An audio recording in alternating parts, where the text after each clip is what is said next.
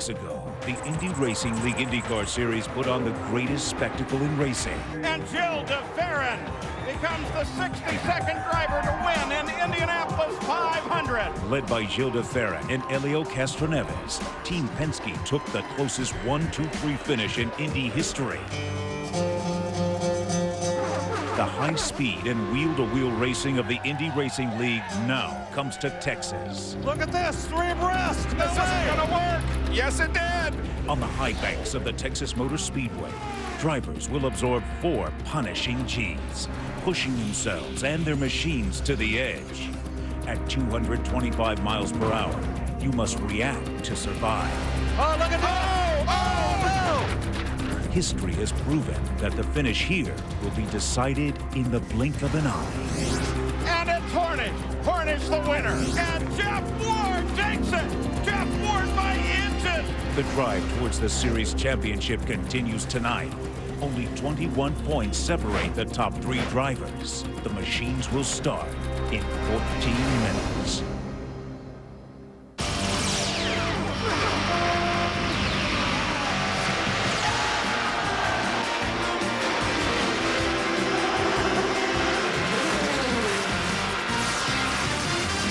A 1.5-mile racetrack with 24 degrees of banking. Nearly 90,000 spectators waiting for the action to begin. 22 drivers in 220-mile-an-hour open-wheel race cars battling side by side and within inches. It all adds up to the Bombardier 500 at Texas Motor Speedway. And among those preparing to do battle, Gilles de Ferran, who less than 2 weeks ago, Jackaroot, won Indianapolis. And Bob, that was the 13th Indy 500 victory for Roger Penske, but for Gilles de Ferran, like those before him, a win at Indy changes one's life. Gilles de Ferran, everybody. The whole week it's been a lot of fun. It's amazing when you see how many people follow the Indy 500 and knew what happened to a great deal of detail. It was really unbelievable. Castroneves accelerates, green flag is out. They're racing the 87th running of the Indy 500. I think any driver in the world knows what the meaning of the Indy 500 is. Here is de Ferran as he makes a move on his very own teammate, and with that move becomes the leader of the race. It was a very important moment because I knew how closely matched we were. So when the opportunity presented itself, I'm like, okay. 2.5 miles to go for Gilles de Ferran.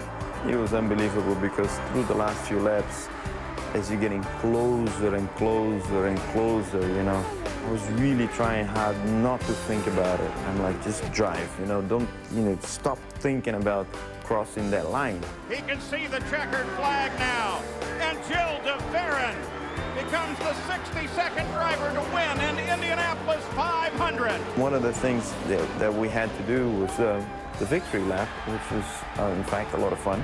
When I finished the victory lap, Helio came around and, tried to yank me out of the car and give me a hug.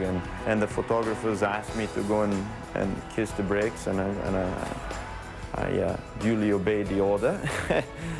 When the crowd saw Helio and I together there on the start-finish line, they started to go wild again. So I said, man, let's go. So we just run towards the fence. It was a fantastic moment. Many years from now, as I reflect upon my career, for sure, at the very top of my list would be the fact that I was once a Penske racing driver. For Gilles de Ferran, those were tears of joy. It had started Indy 500 championship next to his name. This will be the next race, but Gilles de Ferran had a nice, finally, quiet day today because this is a nice night race, Bob. He got to spend some well-deserved time with his wife and children. Nice to hear that about Gilles de Ferran. Hi, everyone. I'm Bob Jenkins, and this is Texas Motor Speedway. It's a beautiful night in Texas. I'm down here on the track right amongst the excitement. You know, there have been more IRL races here than at any other racetrack. Texas Motor Speedway is wide, it's smooth, it has side-by-side racing inches apart. Of the 11 races that have been held here, 7 have been decided by less than 1 second. Now, we have had 4 races so far this year in the IRL series and 4 different points leaders. Tony Kanaan is currently atop the standings. De Ferran's Indy win moved him up 5 spots to 4th. 36 points separate the top 6. Well, we have a few more minutes before the command to start engines, and we hope you'll stay with us because we're going to be talking to Helio Castroneves and Dan Weldon, who took a tremendous hair-raising ride at Indianapolis 2 weeks ago. Gary, Gerald? In a final postscript to the hectic month of May, Team Penske orchestrated a speedway spoof, if you will, at the expense of this man, Helio Castroneves. We share a tidbit with you. Helio Castroneves. Okay, the speed limit's 30 out on 16th Street. Your speed's at 40. If you can give me a break, I appreciate that, sir. I can give you a hat, a helmet, whatever, but don't give me Are you trying to bribe me? Don't be bribing me now. No, okay. I've seen you. You're Jill DeFerrin, right? I've seen you before, sir. Nice to meet you. Glad to see you. How are you? Great. Sorry about that. Hey, smile. You're on camera. He's still chagrined, but on a more serious note, last week, testing at Richmond, Virginia, a very serious incident, upside down, car on fire, no burns, but a badly bruised tailbone. How's that going to impact your night tonight? Well, the only problem I have, basically when the pit stops, you know, and they drop the car, man, that's really painful. Also, when they tie my belt as well, it's painful, but hey, we're here to pedal to the metal. Now we can just thinking about, so hopefully we're going to be there in the end.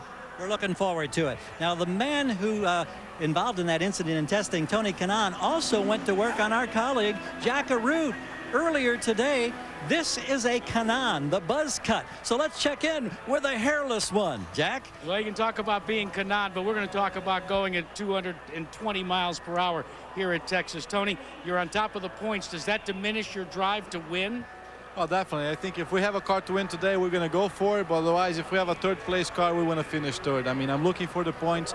Championship, it's really important, so let's go for it. Jerry, forget about close haircuts. It's close finishes that Texas is known for. Well, Jack, one of Tony Kanaan's 4 Andretti Green teammates of the month of May in Indianapolis was an impressive rookie by the name of Dan Weldon, who will be forever remembered by what happened here on lap 187. He pinched his car down trying to prevent a pass. His Delar goes backward and airborne at 230 miles per hour.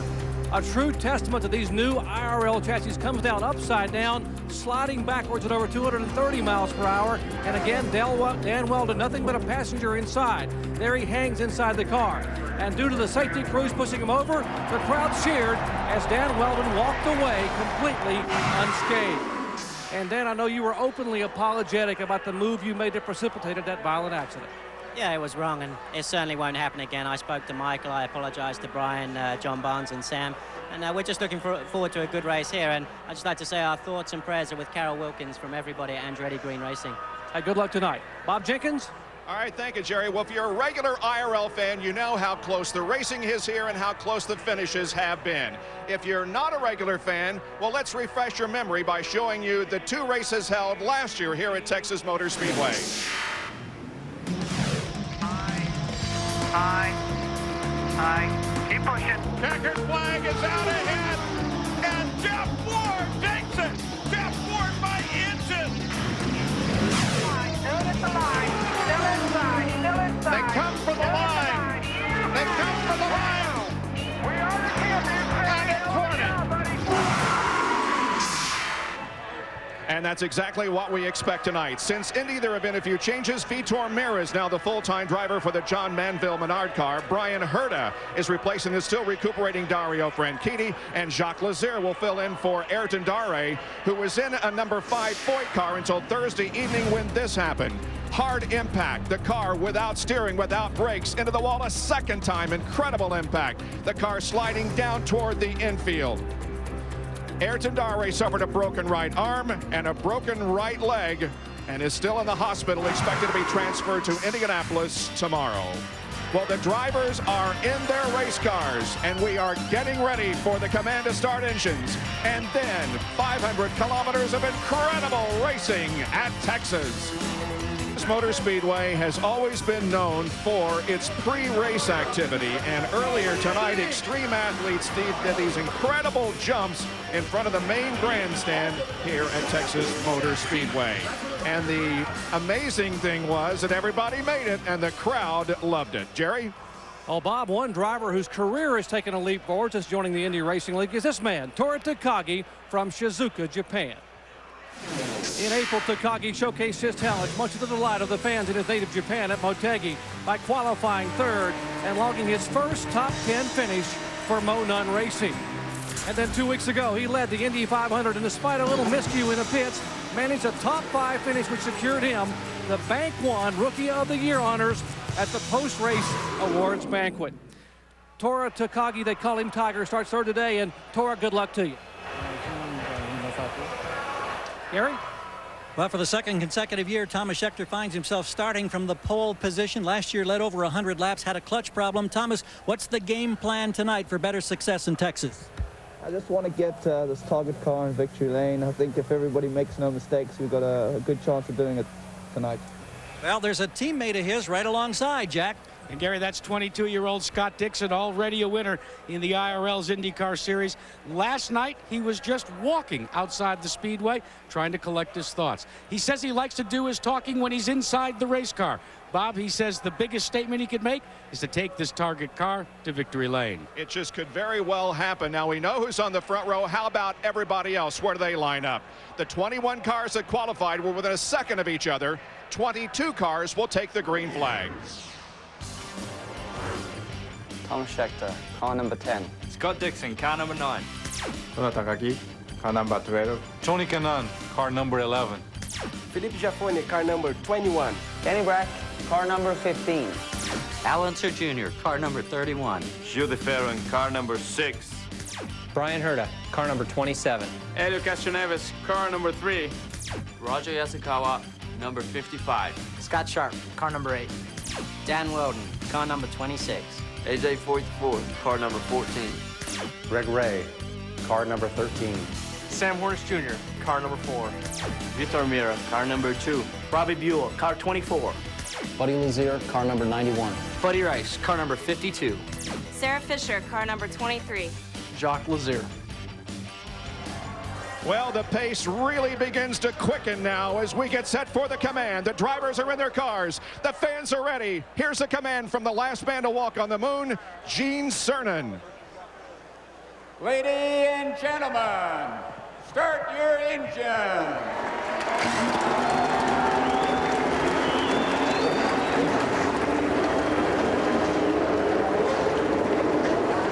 The sound is deafening, Jerry, as these cars come to life, and we're a few moments away now from green. Walking off the grid for the first time, not as a driver in his career, now as an owner, Michael Andretti. How weird must this feel? I gotta be honest with you, it's really weird. It's a strange feeling, but exciting feeling as well. I hope you have good luck tonight. Thank you. Let's go upstairs now to the men who called this race, Paul Page and Scott Goodyear. Well, give this a little thought. There have been 900 lead changes in the 75 race history of the IRL. 204 of those have occurred right here at Texas. Tonight, they'll battle one another at 300 feet per second under changing light conditions, and forces will be trying to push them down in their cockpit at 4 times their body weight. Scott Goodyear knows the way. He's won twice here. And Paul, drivers know to get to the finish, they have to be patient. But to win, you need to be smart, you need to be aggressive, and you need to take some risk. All the drivers will be trying to do that tonight, but they know they cannot make a mistake either on the track or on the pit lane. And that's going to be crucial if you want to win tonight's race. So the field has already started its roll here at Texas Motor Speedway and are ready to begin the parade and then the pace laps. 22 cars. Tony Kanaan is now the new points leader. Tony, your first race here in the IRL on the high banks of Texas. Are you ready for the side-by-side racing tonight? Oh yeah, I'm ready. It's going to be really exciting for you guys up there and for us out here. So hope you guys have a safe night, and we'll make it good for you. Well, put your 7-Eleven car in the pit lane. I'll see you in the winner's circle. Looking at that race analysis, here's the race in a nutshell. Thomas Scheckter won a Sirius SR-22 airplane for a year by taking the pole. Philippe Giaffoni was the fastest in the final practice. Track conditions here, very light winds. Temperatures, of course, are falling off. That's a good thing. Sarah Fisher will start all the way in the back. Sarah, your very first race here was at Texas Motor Speedway, 1999 in the IndyCar. Is this now your favorite racetrack? It's definitely one of them. I get a chance to come back here every year. So I haven't had the best of luck yet, but we'll see what we can do starting from the back. Well, it's going to be a long evening. You know the race here. Have a great race. Some of the stories we're going to be following on our inside line. Toyota won 3 of the 4 events so far in the season. Side by side and 3 wide at 220 miles an hour is the norm with close finishes. And Chip's red and white target cars hold the front row, but can it last? Toyota's Tiger Takagi led in Indy. Can he win here? Scott Sharp, he won in Japan. Scott Sharp, you've won here twice, both spring races. Can you make a 3rd in a row here tonight? We can, Scott. Delphi team's been giving some great stops. We had a really good car in the last practice session. Just, we have a car that can run the inside, the outside, possibly even the third groove if we need to. We got to be there all night long. Well, 200 laps, and we hope you put your Toyota in the winner's circle. Good luck. Want to show you some numbers. This is quite simple. There is no comparison to the IRL IndyCar series when it comes to raw speed. And Jack, Kenny Breck played a concert with his band last night. Now he's going to start 6th. But that concert is pale in comparison to what Breck is about to do. At over 200 miles an hour, he'll bring his Honda up to speed. He's my X factor, the guy that could be the sleeper to bring the car to victory lane, Gary. New look on all cars starting with this race. Mandated by the IRL, you see a new wicker, 1/2 inch wide on all in fences rear wings. Slows them down about 1.5 miles per hour. Jerry? And Gary, Tony Kanaan's fractured left wrist from that accident in Japan is healing, but he doesn't have a lot of strength. Said he can pull that wheel down for about 20 laps after that. He's going to drive the rest of the race single-handedly with his right hand on top of the wheel. Paul? Now, here's one of the reasons that we look forward to Texas Motor Speedway. Of the top 6 closest finishes in IRL history, 4 have been right here. And who will ever forget the finish at this race 1 year ago with Jeff Ward taking the win? The field now beginning to line up onto the backstretch. There's the Chevrolet Corvette pace car. Johnny Rutherford at the wheel in front of the field. And with one of the greatest seats possible, on the starter stand, watching the start tonight is Bob Jenkins. Well, this is quite a different experience for me. I've got 90,000 fans over here to my left, down below me the racetrack, and over there in turns 3 and 4 the field as it begins to form up, getting set for the green flag for 200 laps of racing. They look to be in pretty good formation. I've never seen this perspective, and it is incredible as the field comes down to accelerate, and the green is out. Here we go in Texas. Underway into the first turn. Schechter on the inside, Dixon on the outside. Schechter pushes a nose ahead. On board with Kanaan now as he comes into 3rd place. Paul, a lot of people wondered if there would actually be team orders on the start between the 2 target cars, but certainly both those guys want to lead because they're both young and very aggressive. And another one wanting to lead is Tora Takagi, who moves early, moves high, and looks for the lead. Takagi takes the front. Now you can see by the in-car camera, Paul, this is a problem that we run into. There is some shadows right now going into turn 1 because of the grandstands and the suites. You get in turns 3 and 4 where they're headed right now. The sun is very high and actually starts to give you a bit of a blind spot going into 3. Changing light conditions that we were talking about. Schechter comes back to the lead. Top 3 are all but touching one another. Kanaan is 3rd. You may be wondering if there were team orders, Scott Goodyear. Yes, there were. For Thomas Schechter, Chip Ganassi, the owner of the car, and Scott Dixon told Thomas Schechter, if you beat your teammate into the first turn, we'll let you pick the first pit next time around. Right now, Dixon has the lead pit. Schechter, Takagi, Kanaan, and Philippe Giafone. You see him up there working on the back end of Kanaan's 711 car. Now on board Kanaan, that's Giafone behind him. What a great shot, Paul. Just watch this rear tire and the suspension move. These guys are now traveling 215, 218 miles an hour. A small amount of deflection on this rear suspension piece right there. And that's actually showing you just how little movement's in these cars. This track is so smooth and so fast, the drivers love it. Al Unser Jr. on the move in 6th, now challenging Dixon, who has fallen back to 5th place. Still there, inside. Inside. You're clear. All clear. And now Junior's got him. Some radio contract from Allinger Jr.'s spotter, who's high in the stands here right now. They can see completely around the racetrack. They talk to the drivers, let them know what's going on up in front of them. If there happens to be an accident, if there might be a yellow. Kenny Breck and Elio Castroneves. The 2 Penske cars have been running together. This battle is for 8th. DeFerrin's just ahead of this fight. There's DeFerrin as now he begins to work on Dixon. Guys from deep in the pack, word that Sarah Fisher, number 23, may have spray from the back of the car. Well, you can be assured in race control they're going to watch that carefully, because at these speeds you can't afford any moisture on the track at all. Al Unser Jr., Philippe Giafone go at it. Battle is for fourth.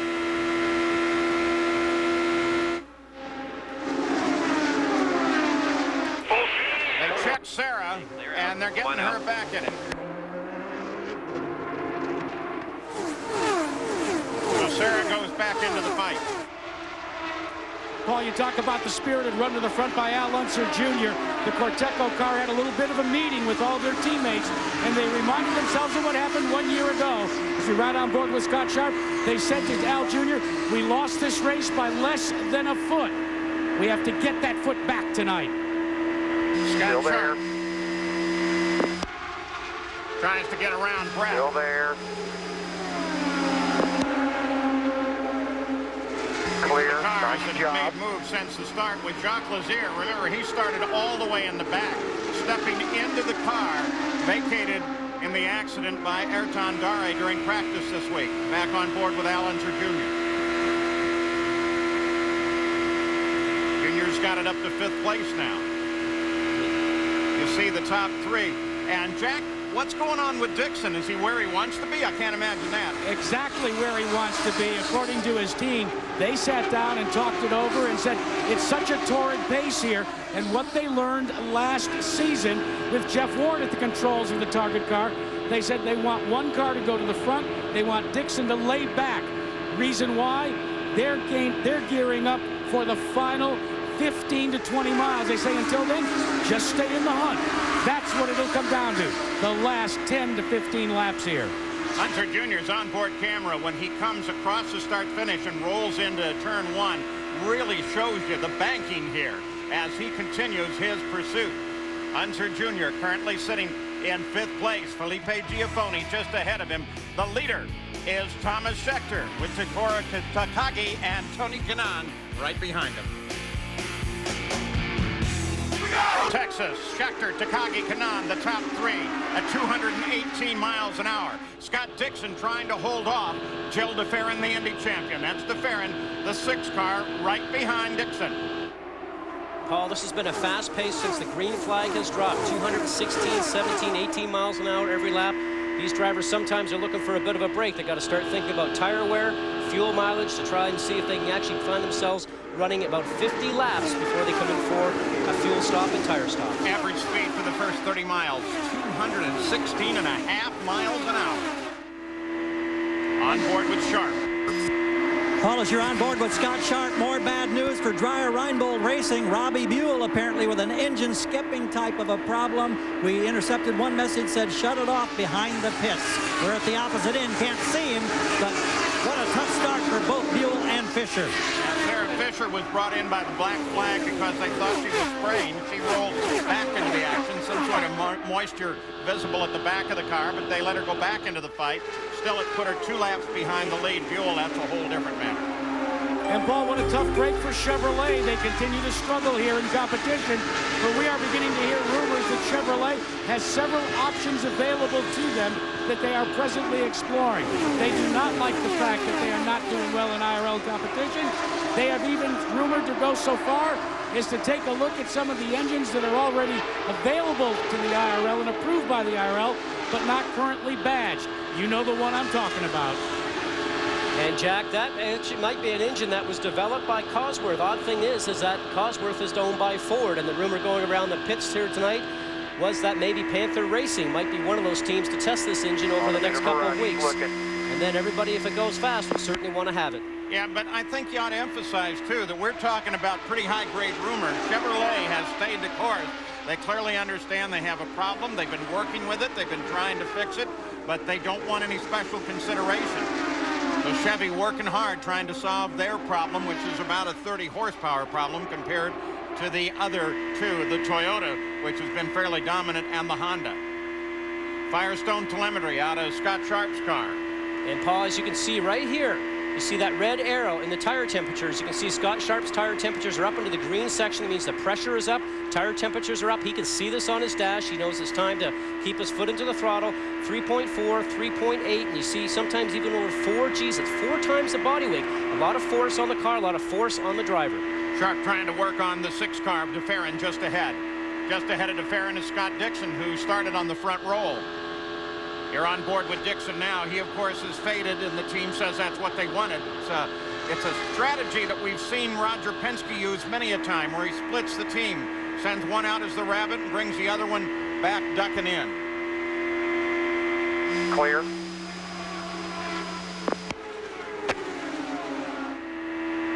Castroneves is moving up behind this battle, too.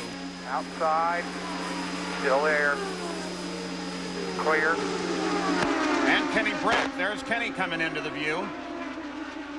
And Brian Hurt is just behind him. The heat and the humidity will test the drivers and crew chiefs of the NHRA Powerade Drag Racing Series for next weekend's Pontiac Excitement Nationals. Saturday, ESPN2 brings you qualifying at 7 Eastern. Then on Sunday, ESPN2 has 3 hours of eliminations coverage starting at 4 Eastern. For more information, log on to ESPN.com. Well, as we ride sometimes with the in-car cameras, here we go into turn 3 with Scott Sharp right now. You can actually see the sun's on the cars, it's glistening off there, and then you get into the shadow. The drivers are seeing that every time they get through the turns, as we mentioned before. A lot of the drivers, sometimes previous races, have actually used sunglasses and take them off during the first pit stop and throw them to a teammate actually over the wall. I love listening to the spotters coach. As you saw Dixon reach down and grab a gear. What's going on here? One of the Penske cars moved way to the inside. Well, at 27 laps, you know that's very early. Change tires and fuel.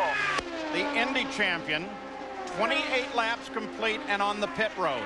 Locks the brakes up before the speed limit line. Too, guys. Let's take a look at the car. Okay, so that's telling you take a look at the car. It means he's not happy with the handling, Paul. That means car is doing something that he doesn't like. He thought he might bring it in before something happens on the car and he hits the wall. Jerry? Here's the Indy 500 champion. This was not scheduled. We'll listen for Roger Penske on the radio. They looked at the car and they sent him back out in 9 seconds with fresh tires and more fuel. And they checked the car. Thank you very much. 9 seconds in and out. Scheckter, Takagi, Kanaan, Giafoni. And now for the first time, the leader begins to overhaul the back of the field. That's Buddy Lazier, the 91 car they just went past. On board with Takagi now.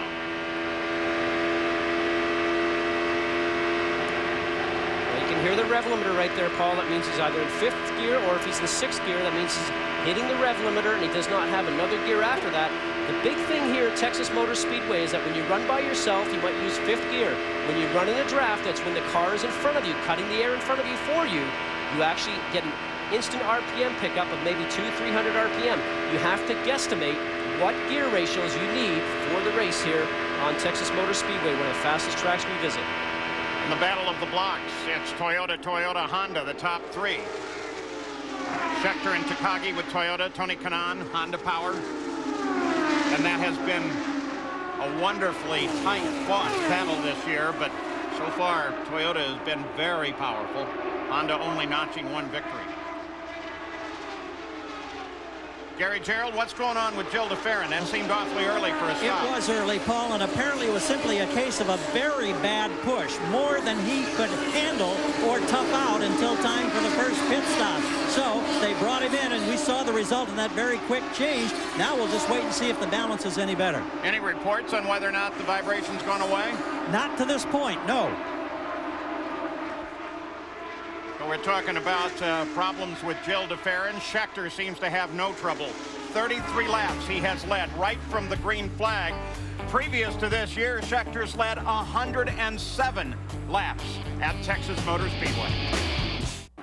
Back at Texas Motor Speedway, I am sitting right in the middle of this crowd of over 90,000 with the James Lee family from San Antonio. James, little Samantha, Lana, and Christina. James, how many IRL races have you guys been to? All 11. All 11 here. You got your Bombardier 500 hat on. Let me get there to Christina. Christina, you're wearing the Penske hat. Who's your favorite driver? Sarah Fisher. Hey, let me show you a quick trivia question, guys. Pull it, hold it open. James, pull that, pull that, pull that. Keep pulling, keep pulling. You know what that is? No.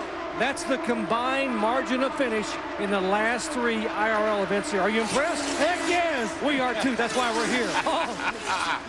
Thomas Scheckter, Tora Takagi, Tony Kanaan, top 3. Toyota, Honda, 41 laps complete. For the first 60 miles, they averaged 217.7 miles an hour. Fastest ever race to this point. Now, we've been watching the situation with Gilles de Ferran, and he has reported in, Scott Goodyear. Yellow flag comes out. Searching the track. As the yellow flag came out, A.J. Foyt IV headed for the pit road. That looks like a very slow stop right now, Paul. I'm not sure that he was under power when he actually came down in pit lane. So maybe there's something leaked on the track, or maybe something's happened with him. Well, we got a quick second here as we wait for them to open the pits and them to come around. That may be the yellow. We're just not sure who put that mark up there. Well, it may be Foyt IV. Let's talk for a second about de Ferran's push. He says there is still too much push, too much understeer in the car. Anytime a driver complains about push, Paul, it means when he turns the steering wheel, the car is not turning as much as he's asking it to. It's not going through the turn. It wants to push itself up to the wall, much like the black marks that we just saw up on the wall on the turn right there. Now, it's very hot here right now, and sometimes the hot conditions actually make a car go to push. It's very much a different car than maybe these guys finished with yesterday on the final practice, which was under cooler conditions. So the first caution period with a brush of the wall, according to spotters by A.J. Foyt IV, who is out of the cockpit and walking away from the 14 Conseco car. 43 laps complete. That'd be about 7 early for a green flag stint to the first pit stop, but it looks, as you check up and down the pit road, like almost everybody is going to take this opportunity, and the pit window certainly would be open at this point. Paul, the window is wide open. In fact, the drivers were all waiting, and the pits are going to open up, and you'll see all the leaders come in. What will be interesting is to see the changes that will be made.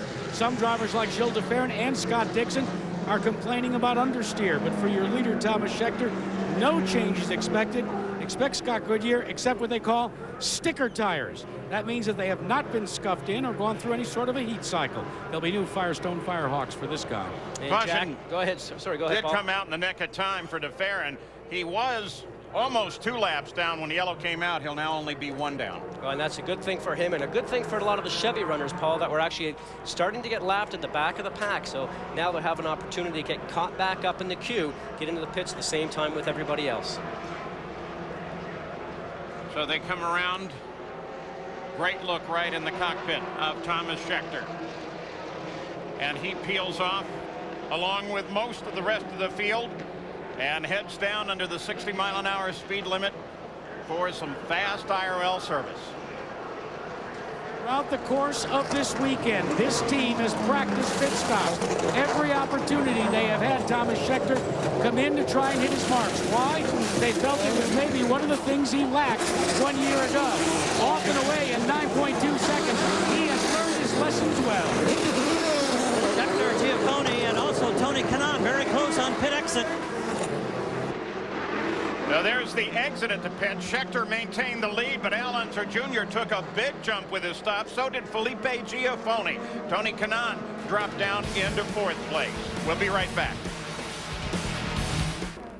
Back here at Texas Motor Speedway, this is why we are under caution. We speculated A.J. Foyt IV brushed the wall, and there is the evidence that he did so. And so that has resulted in some pit stops.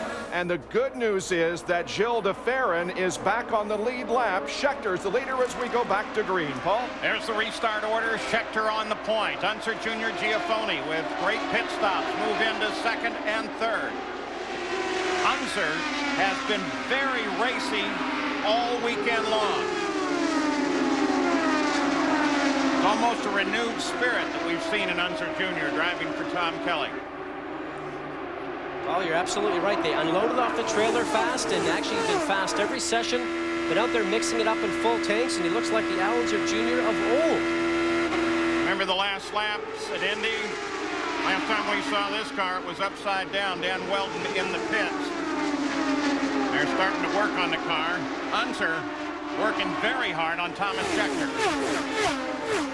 Now he's looking for that high line. You see he gets a bit of a draft from Scheckter, who's in front. He gets to the high side right now. He's fighting that sun a little bit of dirty air coming off of 4. Now he's going to get a bit of a slipstream from Scheckter. Here the RPMs pick up and he'll have to pop outside to see if he can carry that momentum around the high side. Right now, he's not being able to do that. Obviously, the high side is a longer way around. Scheckter knows that. He's staying on the low side. He's going to make Allenser Jr. go the long way around. Looking back from Scheckter, a camera mounted just over the roll hoop at Allenser Jr.'s number 31 Corteco car.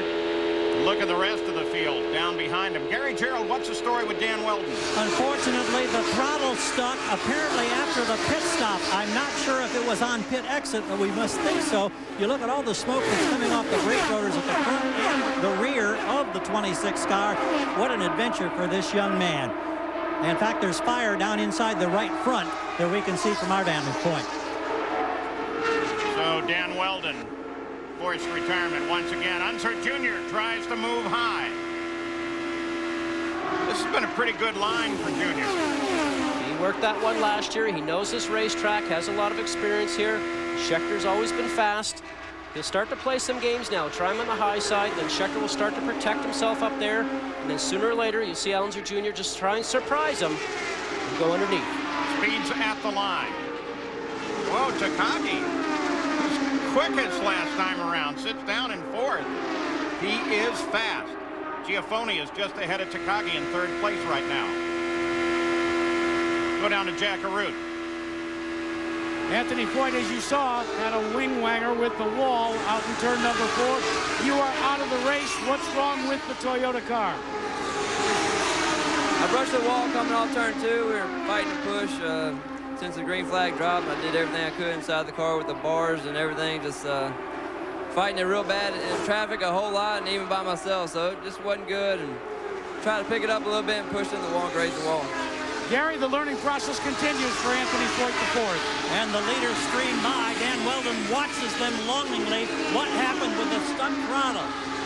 You know, I'm not 100% sure, but the team are looking into it right now to see if we can actually go back out and just try and score some points. But it's a shame for the Klein Tools Jim Beam car, because it was good. We were just taking our time, really. When you qualify 13th, you've got to work your way through slowly. Did this happen on exiting the pits or on the racetrack? I noticed it when I went to 2nd gear. Leaving the pits, it just went way up in the rev limiter, and from then on it was just, I was just having to hold the brake. Okay, thank you. That's why we saw that fire on those front brakes, guys. Kenny Breck just gets around Scott Sharp. That puts Breck into 6th place. You saw Scott Sharp reach up and actually overhand the steering wheel. What's going on? Well, he's actually pushing the button possibly for the radio, or might even have a drink bottle on board, but I saw something else. He actually looks like he might have a belt that's loose that's probably coming up and working him right in this area over here. I saw it flapping through there, and you can see red belt flapping right there. So it's actually not a belt that's loose, but it's the end of the belt that's loose, and that will just disturb him. It hits him in front of the face, actually, and takes his concentration away from what's going on in front of him. At the front of the field, it's Scheckter, Unser Jr., and Felipe Giafoni. 1, 2, 3. Unser Jr. continues to work on Scheckter. In the meantime, back behind the leader, Scott Dixon's leading an interesting group, Bob. Indeed, Paul, a second group of cars now has gotten together behind the leaders here, and they're doing a fine job of racing. That is Sam Hornish, who is running in 11th position, but right in front of him is Dixon. Then behind Hornish is Jacques Lazier, Yasukawa. DeFerrin is in the mix here, so is Ray. All of these cars running about 6 seconds behind the leader, but they are having a great battle amongst themselves. So one back at about 10th, 11th place. And this one up at the front of the field. Behind. Get back down there whenever you want. You can see Al Jr. every time trying to get the advantage of that draft. He's looking at it right now, but Scheckter every time into the turn protects his line, goes right down to the white line, takes the low line, does not give Al Jr. any opportunity to pass.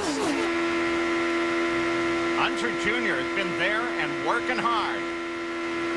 10 car, Thomas Scheckter, 61 laps complete. They've been running laps above 220 miles an hour. And Carol Wilkins, we're all keeping track of you this week. Good luck. And his staff at the Texas Motor Speedway have once again put on all kinds of activities around the Bombardier 500 here for the Indy Racing League Indycars. You're watching the front of the field. Scheckter, Unser Jr., Tora Takagi sitting back in third, and Tony Kanaan is right on top of Tora Takagi as well. You know, back in the Indy 500, we were talking about the nomenclature of things on these cars, and I mentioned the wicker bill, suggested that that was a Bobby Unser thing. Got a note from Dan Gurney pointing out that he indeed, nothing that I ever didn't believe, I always thought it was really Dan. I never believed Bobby anyway. But Dan Gurney built that whole idea up, call it the Gurney flap. In Europe, you'll hear that a lot, but it's not a universal syntax that you hear everywhere. No, but it's very common in cars all the way around the world to certainly help give cars a lot more downforce. Just a little strip of aluminum that's added on the rear wing and it has progressed and now added on the front wing. It can go anywhere from 1/8 all the way up to about 1 inch of size, especially on the rear, just to help give the cars more downforce. Yeah, and there's all kinds of different names. So, you know, they used to call like flugelhorns, kick-ups, things on the side of the car. Even some of those have been called wickers. So who knows? Let's go down to Gary Jarrell. Quick update on Al Unser Jr. as he continues to shadow the leader of the race, Scheckter. Al cannot read his fuel gauge, but that should not be a problem as long as radio communication is good. They can instruct him on consumption of fuel and when to come to the pits. Jack? And Gary, the leader enjoys being shadowed because they have instructed Thomas Scheckter not to race, but to calm down. They want Scheckter to get in more laps than he led at this race last year. Most importantly, they say they wanted to lead the last lap. Mitch Davis is one of the engineers on this team, same engineer that was here a year ago. The biggest change, he says, with Thomas Scheckter this time around, he's a calmer cat than he was when he drove for Eddie Cheever Jr. Robbie Buell, you saw his retirement some 56 laps ago. Gary Punch, what's the story? Well, frustrations continue for the Dreyer and Reinbold team. Robbie, what puts you out tonight?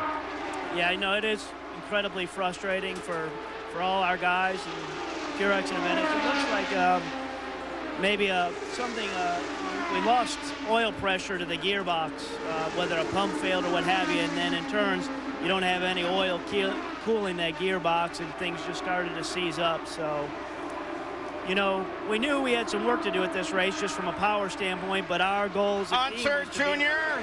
and Scheckter almost together, side by side, fighting for the lead. Junior had it for a second. Giafone closes in. Paul, he finally got down the bottom. He got a bit of a crack of the armament of Scheckter, and then sure enough, if you end up getting on the low side, you have an opportunity to lead. Still there.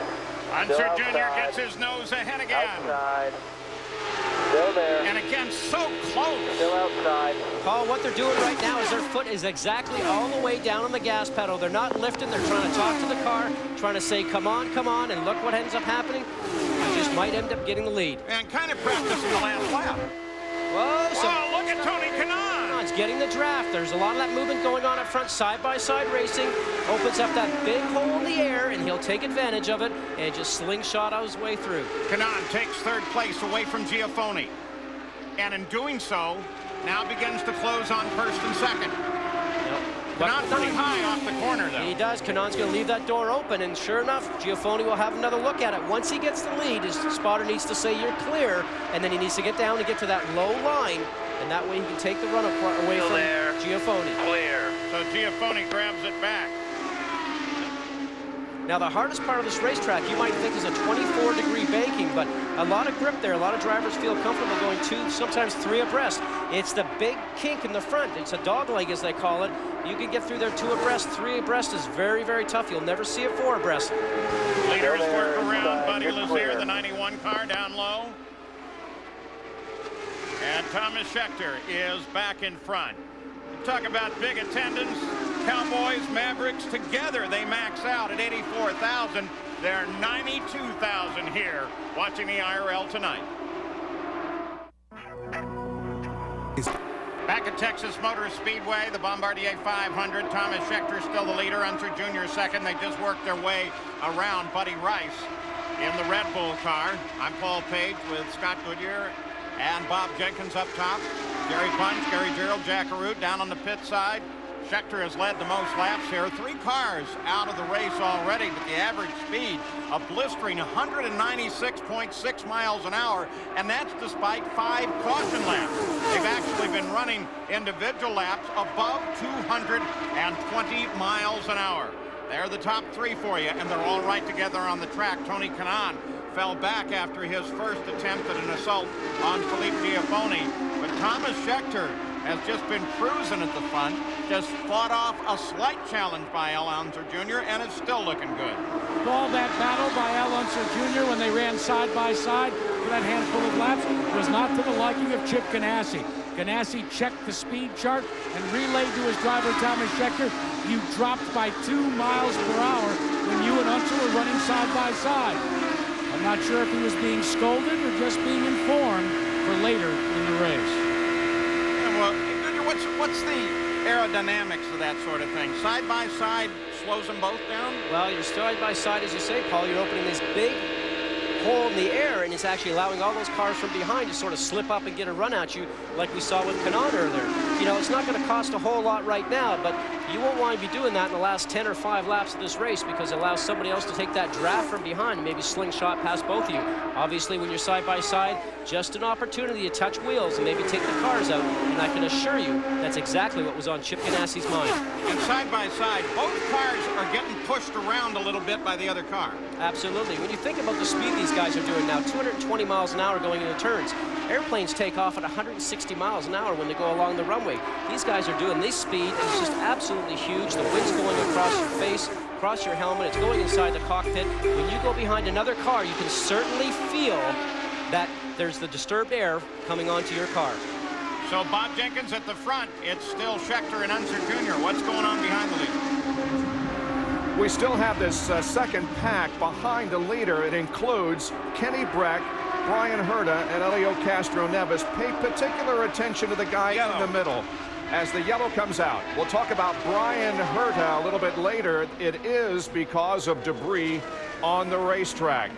So the second yellow comes out at the end of 87 laps here at Texas. Sunday night, John Kernan recaps all the day's auto racing news and headlines on RPM tonight, 10 Eastern, or check your local listings. For more information, log on to ESPN.com. Here at Texas Motor Speedway, 90 laps have been completed out of 200. We are under caution because of debris on the racetrack. The pits will open this time around, and we should see a flurry of activity on pit lane as those up front will be coming in. It's Scheckter, Unser, Giafone, Kanaan, and Takagi, the top 5. Now, Jack Arute, they're headed toward you. And the key for the leader, Thomas Scheckter, as Chip Ganassi told him, nothing fancy. Just make the left-hand turn, hit the marks, and he does. They'll make a tire pressure change, Gary. Unser gained 3 positions on the first pit stop. This time we'll look for a half turn on each front wing. Tires are on. There's the wing change. He's down. We're looking for Scheckter. Here goes Unser ahead of Scheckter. Nice job, guys. Unser comes out first, then Scheckter, and then Kanaan. Back in a moment. Almost halfway through the Bombardier 500 here at Texas Motor Speedway for the IRL IndyCar Series. Because of the pit action that we had just a few moments ago, Al Unser Jr. becomes the second leader of the race. Thomas Scheckter, the pole sitter for tonight, had led up until that point, but now Al Unser Jr. has a lead. Kanaan will be third, followed by Kenny Breck and Felipe Giafone. Jack? Well, a year ago, Chip Ganassi was at Laguna Seca entertaining some target people. You weren't going to miss one this time, huh, Chip? No way, Jack. I mean, we watched it on television last year with Jeff Ward. He did a great job for us. Hopefully we can do the same tonight. We saw a pit stop by Thomas Scheckter where he didn't cover the spot on the outside like he should have. Is that the difference between him leading and running second right now? That's the difference right now, but, you know, it's at 100 laps. We're not worried. You know, one of the great things, Bob, was the fact that at that meeting, he had just concluded the presentation to Target. Chip Ganassi said, let's turn on the TV and see what's going on. They watched the last 10 laps of last year's race. And boy, it was great.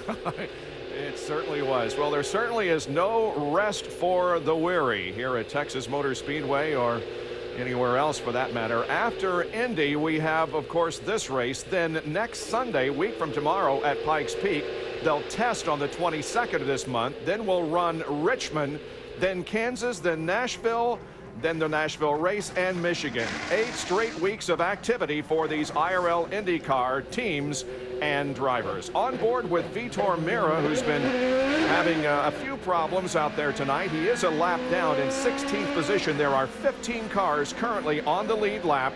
And among those on the lead lap is Jacques Lazier, who replaced, of course, Ayrton Dare after his crash on Thursday. Lazier started in 22nd position and is currently in the 15th spot, the last car on the lead lap. Al Unser Jr. will lead them toward the green, Paul.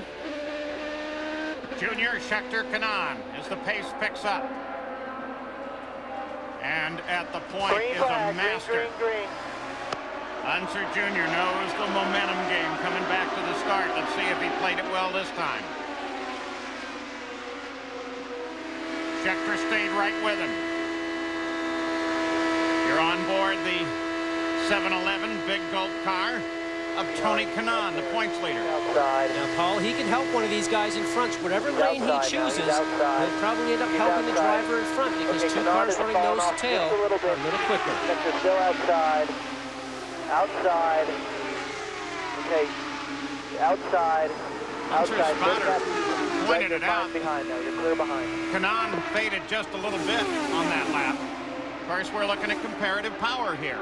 2 Toyotas in front. Kanaan's got a Honda. Different power curves. And sometimes, Paul, different gear ratios. Now, the restart ratios it looks like Scheckter is using might be more favorable to getting up to speed faster because he certainly seemed to have no problem going around the outside, which is the long way around, to get around Al Unser Jr. to take the lead. Scott Sharp, Al Unser Jr.'s teammate in the Delphi car. Sharp sitting back in 6th place. Giafoni got up alongside of Kanaan a moment ago and then had to tuck back in.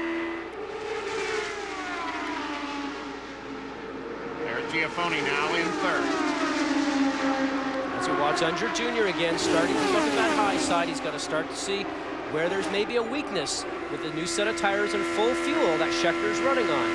He needs to learn about the car that Schecter's driving, put it in his memory bank, so if there's a restart, within 10 laps left to go, he knows how his car might react. He might know where there's a weak spot where he might have an opportunity to get by.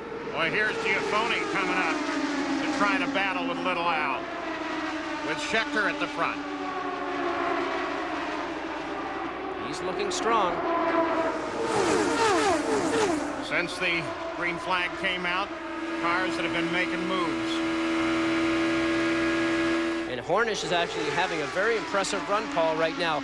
Everybody knows we talked about the Chevrolet engines maybe not having as much horsepower as Toyota and Honda, but some racecraft has certainly been up to him, and the Panther team has done a great job with that Pennzoil car as we watch Sharpie start to get in the middle of everything here. 1.1 seconds separates 1st through 8th. Castroneves is 8th. Good patience. 2 up on Chicago.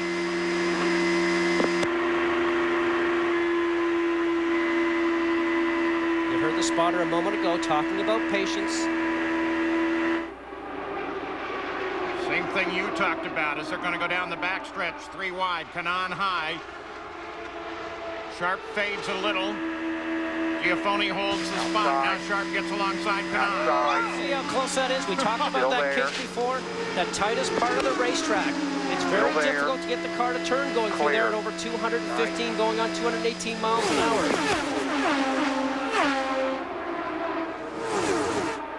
Now, as a driver, you sit there, you see that, and you think, boy, that wasn't even close. But up here, boy, it looks a lot closer. Sharp now gets some momentum off of 4. Still there. Over the start finish, he loses a little to Giafoni, and Giafoni pulls it out in turn 1 or 2. Now Sharp will get back, get underneath him, right behind him, try and look for that draft again, try and take another run at it. A lot of experience here, 2-time race winner. You see guys running the high line, and expect to see them start to run 3 abreast when we get down to the last 10 laps or so.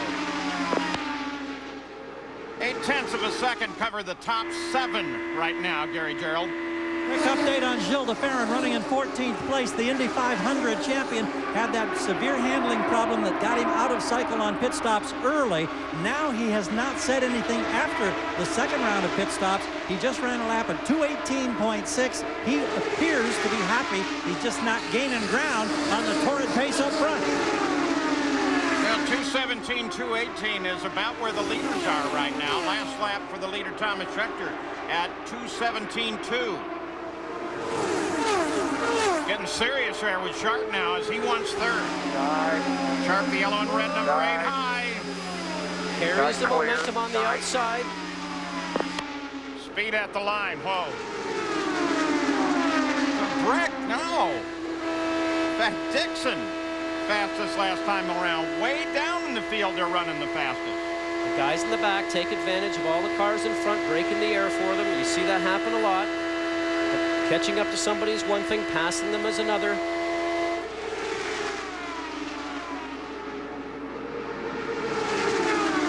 Actually, since this last pit stop, Paul, Sharp has actually been on the move. We saw that a little bit earlier on. Seems to be very comfortable with his car. Watch his hands. He's actually starting to reach down the left-hand side. Was he there a second ago? Probably making an adjustment on the suspension with the roll bar. He's tuning his car into the conditions. They had new tires, full fuel. It seems like this set of tires, or maybe changes they made in that last pit stop, are certainly helping him. Now, Scott Sharp started 6th on the restart.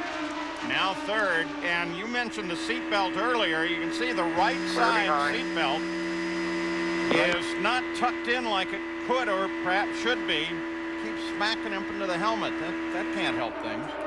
Might take your concentration away a little bit, but Giafoni and Kanaan get side by side again. That's what's great about this racetrack, Paul, is that as a driver, you know that if the car's working well for you, you can run high and low, and the fans love it because it's side by side, and the drivers always look forward to coming to the high banks here at Texas. Here he is, Sharp.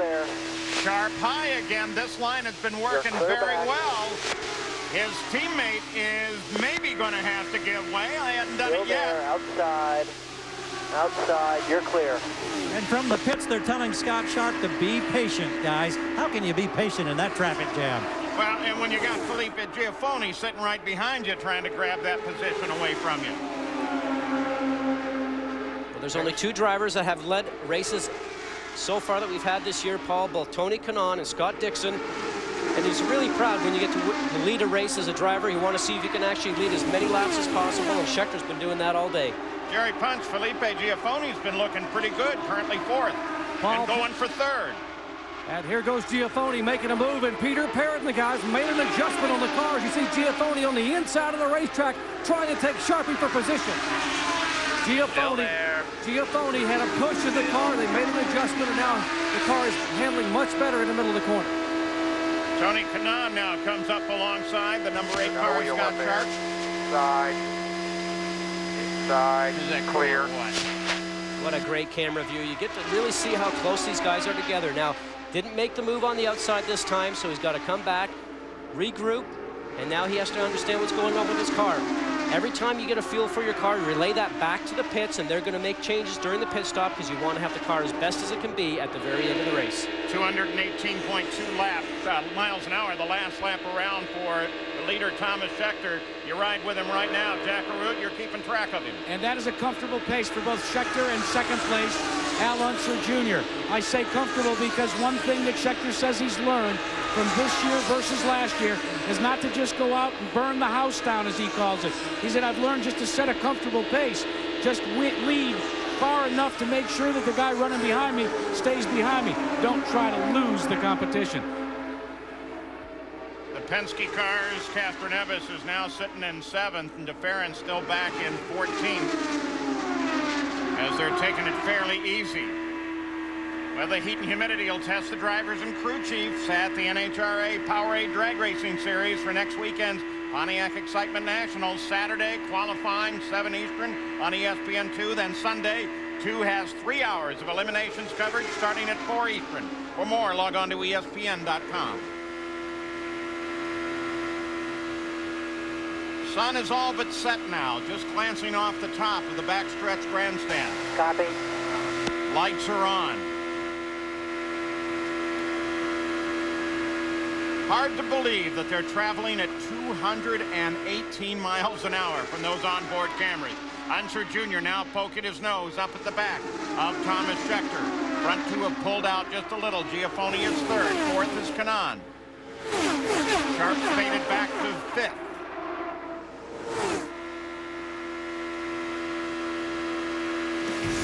So it's Scheckter, Unser Jr., and Giafoni in front of 92,000 fans. First stops are done. The front remains the same. Scheckter, Unser Jr., Giafoni, Kanaan. But now traffic is their challenge as they have to work their way through the slower cars in the field, and that separates the leaders out. Paul, a lot of those cars they're passing right now is a group of Chevrolet cars that seem to all be running together right there at the back, and they're drafting each other, trying to make a good run of it, trying to stay ahead of the leaders, trying not to go down a lap, but just don't seem to have the speed to be able to do that. Got a glimpse of team owner Chip Ganassi watching his car with Thomas Scheckter in the lead.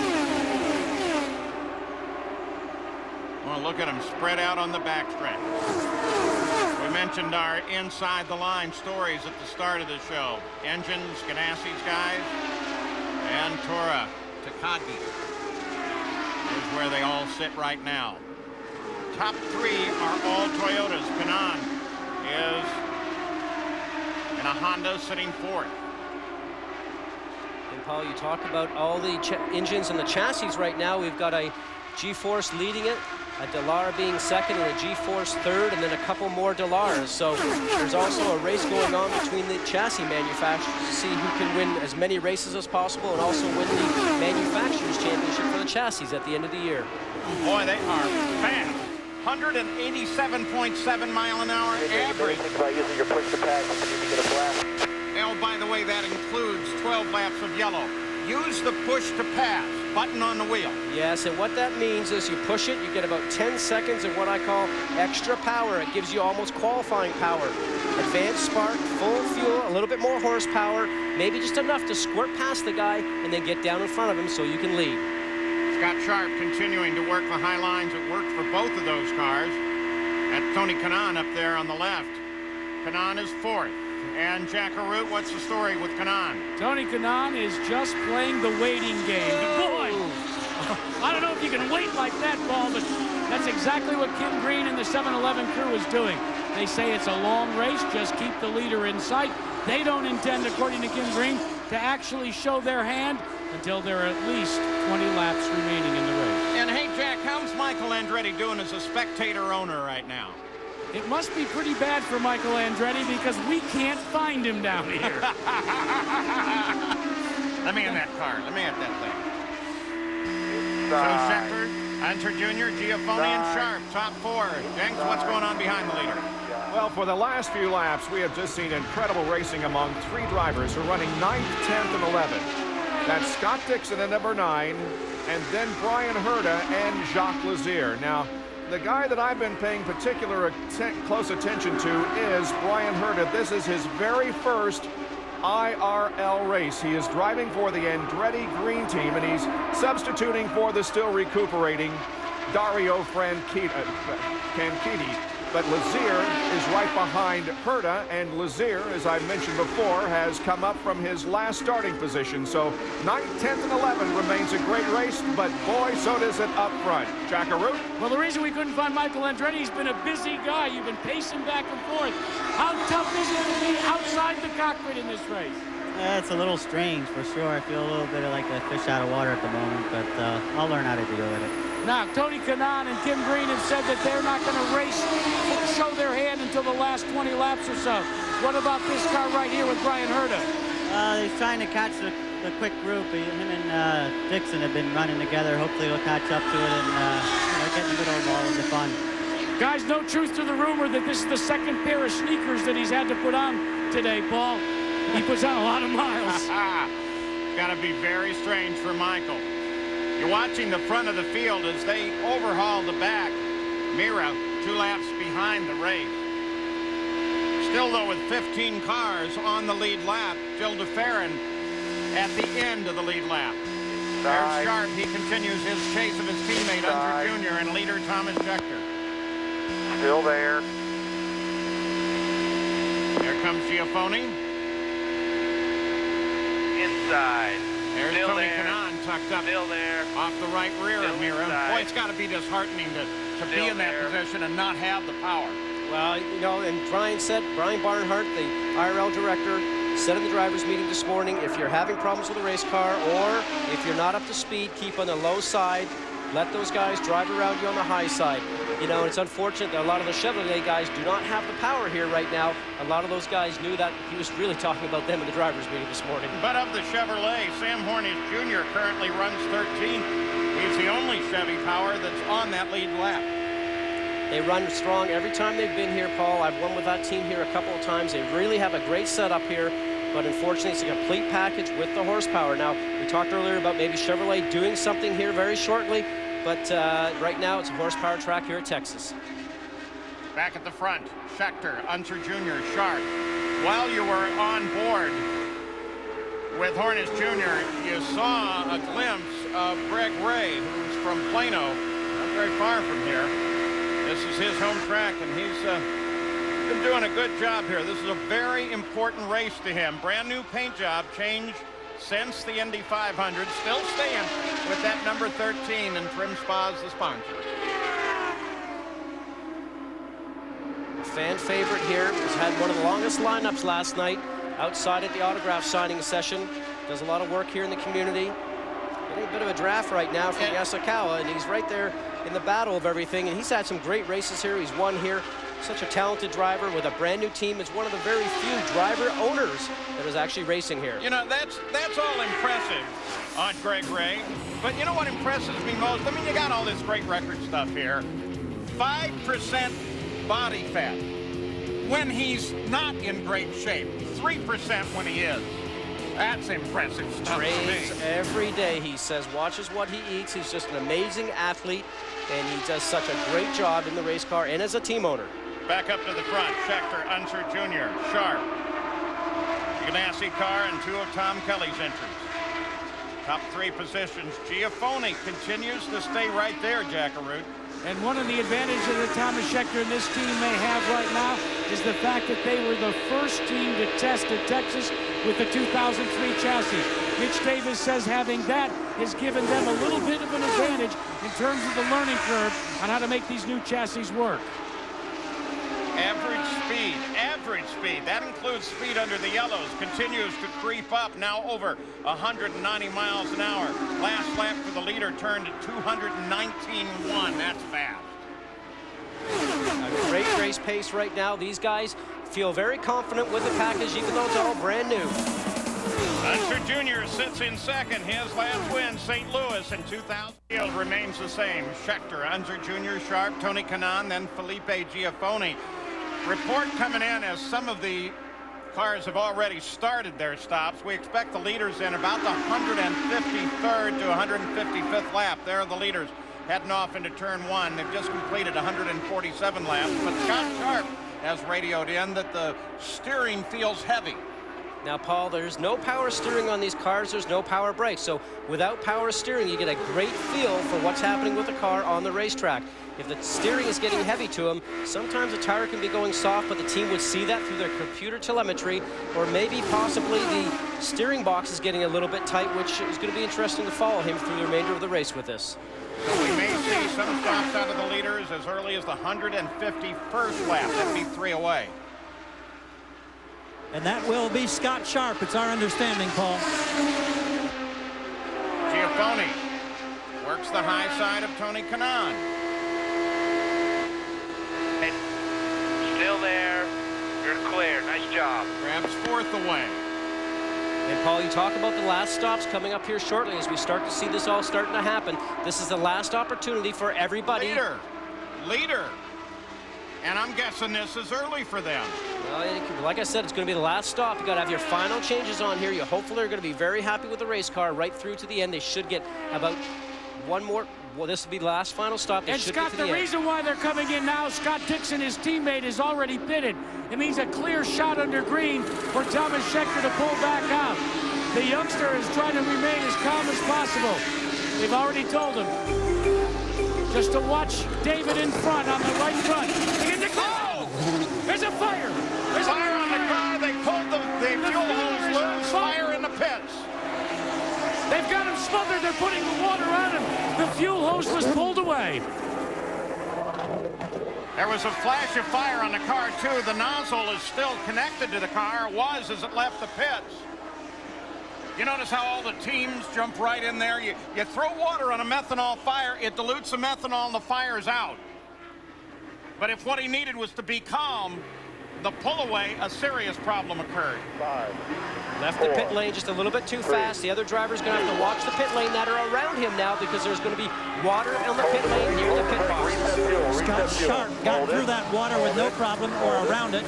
Tom Kelly, there's the wing change for Sharp again, putting more wing in. Good stop, he's out. All clear, buddy, all clear, all clear.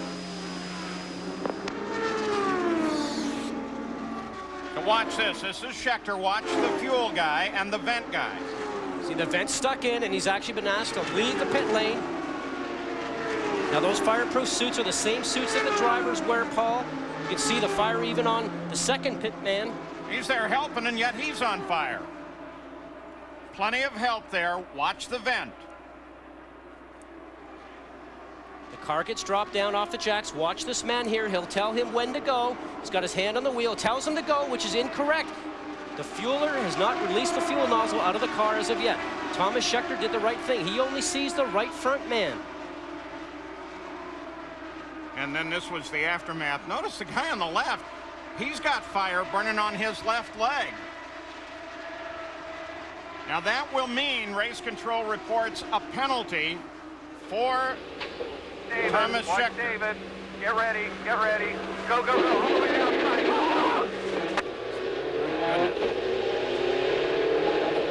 So they're going to put the black flag out for Scheckter. Here's Unser Jr. on the pit road. Comes out of the lead. He assumed the lead.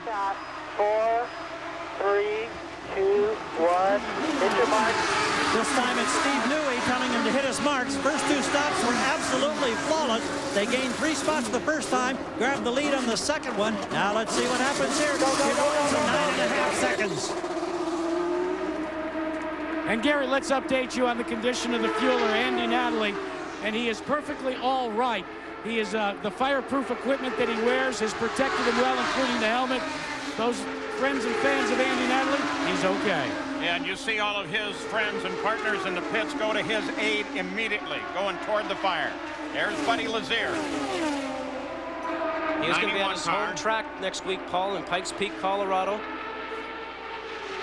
Up in his home area, you're watching as here comes Dixon down on the inside, and Scheckter with his drive-through penalty. I can't see if the vent nozzle is still connected or not. Doesn't look like it may have shaken loose.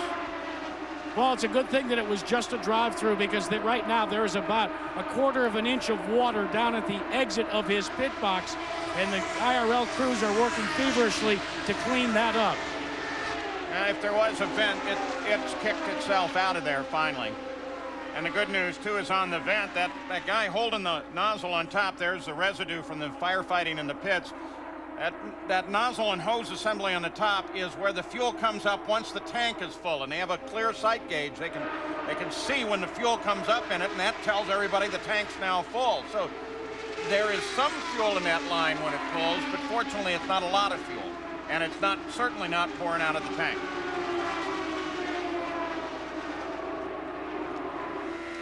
Castro Neves now sits third behind Unser Jr., who is second behind his,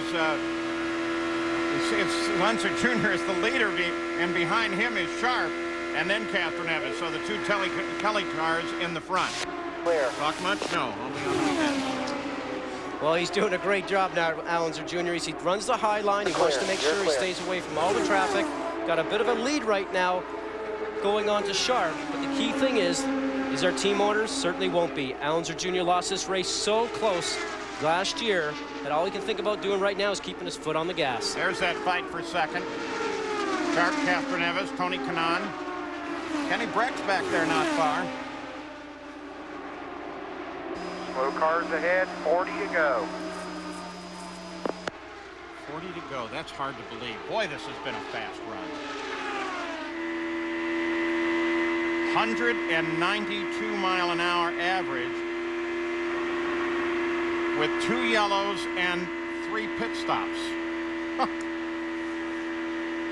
Most of the time with a lot of these races here at Texas, we end up with quite a few more yellows, a few more pit stops. And I'm always interested to see, as a previous driver, what the drivers have done to make their cars fast at the end. They've got some adjustments inside the car, Paul. They can actually go ahead and change the roll bars, and they can actually change the way the car handles and change some weight jacker. And that's the only thing they can do now here to the end of the race. Traffic issues ahead. You saw Vitor Mira, his car is bottoming from time to time. And Jacques Lazier is right out in front of Kanaan. He took advantage of this slower traffic and was able to move on both Sharp and on Castroneves. This is where it starts to get dicey. This is where you don't want to lose any time whatsoever with this traffic that they're battling with right now, as they're running past Jacques Lazier. Looking at the Firestone telemetry out of this car, that driven by Scott Sharp, currently in 3rd place. Something to see the sparks fly off the back of Mira's car every time he bottoms in the corner. Give it a crank or two, get it a little bit off the ground.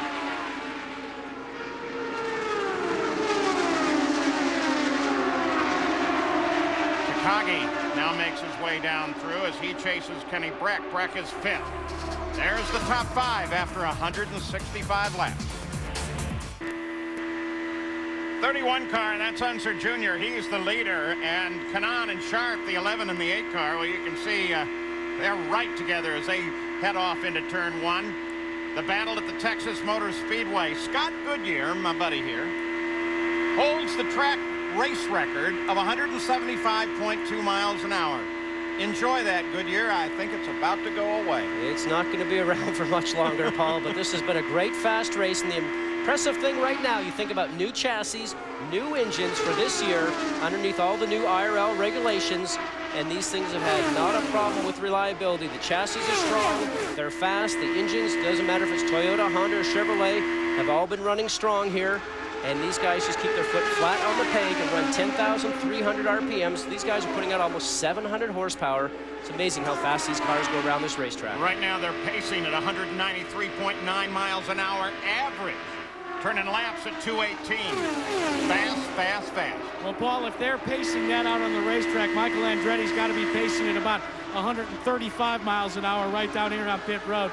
He keeps looking at the telemetry, then he goes over and he looks at the TV coverage, then he goes and he talks to people, then he looks up at the scoreboard.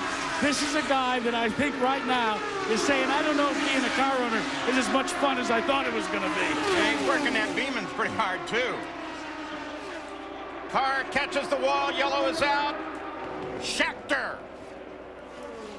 Thomas Scheckter catches the wall with the right side. Car is now totally without brakes and without control. That's all the boardmen you see right there, just actually scattering all the way along the back of the wall. That's all the signalers that they have for all the teams. They know to duck when anything comes towards them. Second wall contact of the race, the first big one. They've got a new yellow light system up against the wall, and the track hopes that they're going to put that all the way around. Schechter's talking to everybody right there. Those are all the board guys, now the safety team. See the yellow lights up there? That's pretty neat, especially if they go all the way around. Thomas Scheckter with the safety team there now, climbs up and out. Pride is injured, but fortunately it doesn't appear that he is. Well, yeah, that's painful, whatever it is. Something broke in the car, Paul. You see all the sparks coming out from behind it? Absolutely something broke. You become a passenger then. That impact to the wall was probably about 215 to 220 miles an hour. He's already hit the wall. You see all the oil and all the fuel right now just kind of going up in flames. Yeah, now, but here's the problem. No brakes, no steering, and he's heading for another wall. There's nothing he can do about that. No, and you know you're a passenger. You've hit it once, and you think, oh, man, how hard is this second impact going to be? Here you go. You can see him fighting the steering wheel right there. He's actually turning it. Nothing's happening. He's got no response whatsoever. That's because something is broken on the back of the car. We saw that on the previous run. He's just a passenger. Thomas Scheckter, they have the helmet off. He led for 145 laps tonight. Welcome back to Texas Motor Speedway under caution because of an accident because Thomas Scheckter came in contact with the wall over in turn number 2. It was a very hard impact. Obviously, though, according to our replay, something broke on the car that sent him into the wall very, very hard. So we are under caution. And Scott, let's take a look closer at this incident out in turn number 2. And Bob, certainly you watch what's going on here. Schechter's right in the middle. You see all those sparks, and he goes up and hits the wall. Now, you can see the car has already had the impact, and he's just along as a passenger right now. We're going to go back and watch to see what ends up happening. He's going through the turn, entering high, and off he goes and hits the wall. And that's because nothing he did was incorrect. He had a problem here last year when he was leading, ended up having a clutch problem, could have won that event, had the same thing happen here. He's had a lot of heat on him here before, but certainly this has not been his fault. Dr. Punch? Well, Chip Ganassi, you just saw the replay we saw a moment ago. Any idea from the telemetry or anything radio-wise that give you any clue as to what was about to happen? Really no idea, Jack. I mean, it was obviously something sudden, and it was obviously something broke on the car, and the good news is Thomas is okay, and, you know, we can get another car. Indeed. Words of wisdom. You can buy cars, you just can't get more drivers. Thankfully, he's okay, guys. It's a second straight race that Thomas Scheckter will have led the most laps. He led the most at Indy, and he will lead the most here tonight because he was in front for 145 laps. Al Unser Jr. is the leader right now in front of this huge crowd. Toyota had an incredible record at the Indianapolis Motor Speedway. They ran over 30,000 miles on the track. They had the engine over 22,000 on the dyno, 52,444 total engine miles, over 2.5 times around the world, and only one reported engine failure. Gary? And the man who's responsible for all the motorsports development and work here is Lee White. Lee, I know you're tremendously proud of that great month of May. Tell us about this dyno testing. How can you go so long, so many thousands of miles without failure in your first year in this competition? Well, it's a credit, Jerry, to the wonderful people at TRD and at our friends at EAX, and of course the Penske Engine Shop that have done just a huge amount of work to prepare for Indy. You know, leading up, the engine that we raced at Indy was actually conceived as a qualifying spec. We had enough parts for that engine to take to Motegi for one engine. We qualified it there, and it sat on the pole. We brought it home, tried it on the dyno to see how far it would go. It ran 600 miles. In evolving that race spec, the group led by Kevin Walter at TRD ran 22,000 miles on our AVL transient dynos to develop that spec for the track. By the time we started the race at Indy, we had ran 23,700 miles on the racetrack. By the time we finished the race, we had ran 30,400 miles. So between testing and racing and dyno time, we've gone around the world more than twice, I think, if my geography is correct. Bob Jenkins just made that point, Lee. Congratulations, and I know you're continuing to try to escalate and move that barrier even higher. We wish you continued success. We're working every day. You know, we got to stay ahead of these Honda guys, and the Chevy guys are going to come. We know that. All right, let's go to Jerry Punch. Well, Gary, there is concern growing here in the Felipe Giafone Hollywood pits, and the reason is this. He pitted just after the fire for Scheckter that was in the adjacent pit, and because of the fire and everything was happening in Schechter's pit, Giafone's guys apparently did not get his car full of fuel. They need to have caution for at least 2 more laps to make it the distance. Otherwise, he'll run out of fuel with 2 laps to go. Jackaroo? Well, Jerry, as we set the field, you've got Team Kelly's car out front, and then you've got Tony Kanaan and another Team Kelly car. So what did this man right here, Kim Green, radio to Tony Kanaan? Hey, Tony, you're the meat in a Team Kelly sandwich. Unser on one piece of bread and Scott Sharp on the other. Just about to go back to green here at Texas Motor Speedway. Our speed frame will show you just exactly how close these guys race here at Texas. Greg Ray on the bottom, Sam Hornish, look how close the tires are. Let's go to a battle between Al Unser Jr. and Thomas Scheckter. As they're into the turn, they are more than 220 miles an hour and inches away. And then check out this between Kanaan and Sharp. They're only a matter of inches away. And again, more than 220 miles an hour.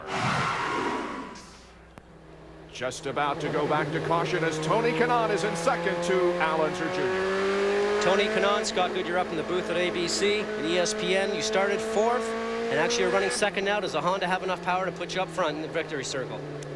Honda always has power, and it's going to be tough. It's going to be close, and we're going to try. We need to be smart here, running for the championship.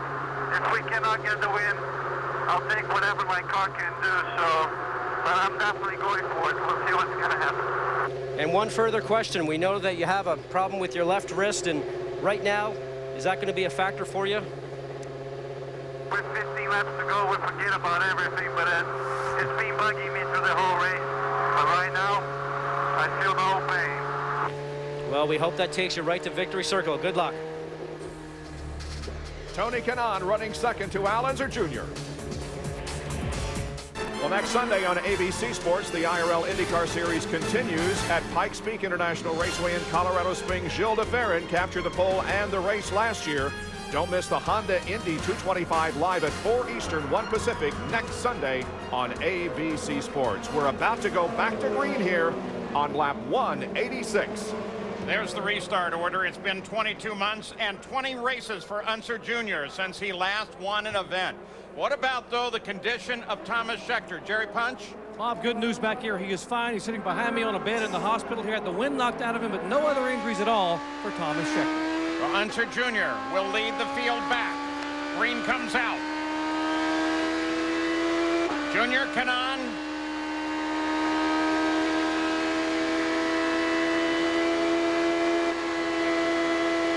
The 6 car, of course, is de Ferran.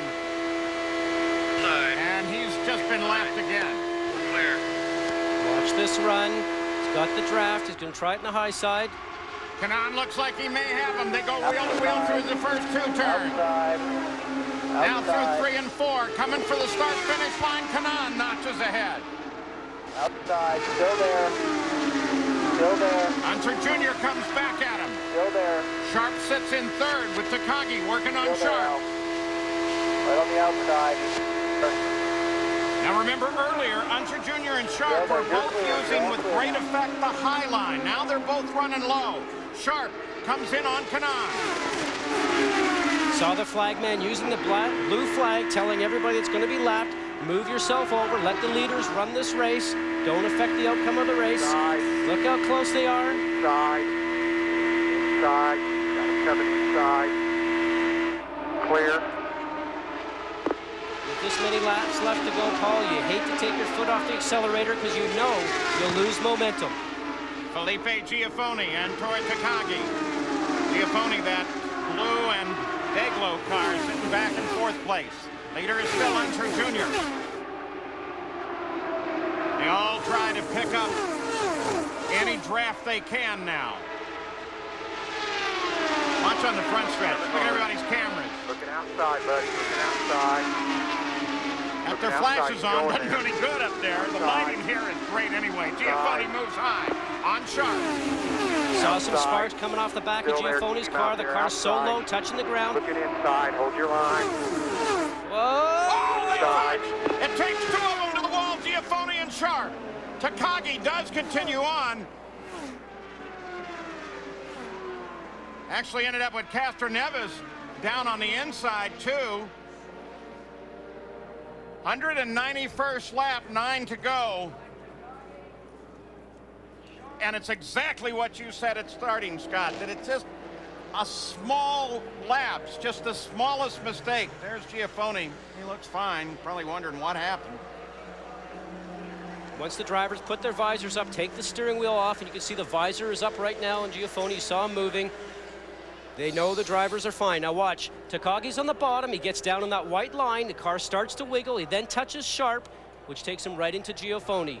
There just was not enough real estate room there, Paul, for all 3 of those guys to go through. Takagi over on the far right there. Now watch how low his car is, down on the ground, gets past that white line. The back end came around on him, just touched Sharp. And at 215 or 20 miles an hour, it does not take much to throw these cars off of balance.